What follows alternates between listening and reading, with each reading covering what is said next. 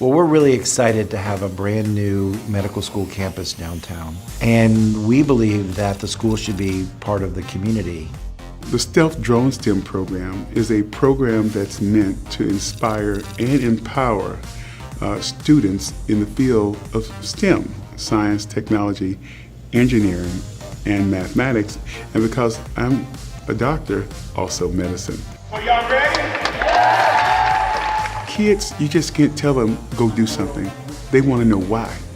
And so in my presentation, I let them know why. And one of the biggest reasons is that we need you.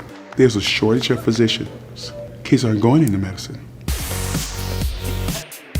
One of the primary goals for this program is giving exposure to students in Buffalo that most likely would never have gotten this type or this depth of exposure to the medical field and specifically surgery.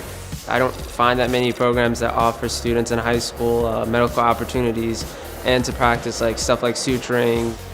They do real suturing, exactly what we do on patients.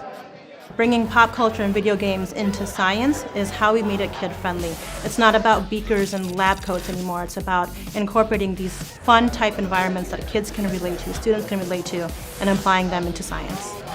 So now what we have is a competition to see who's the best of the best of 5 different exercises. All the stations were different in their own way, and it kind of showed people their strengths and their weaknesses. Even if you're not good at it, if you keep practicing, you will get better.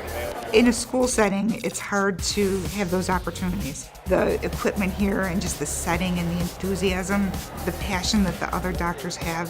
By moving everything much closer, by putting their hands on the tools, they actually say, I could do this.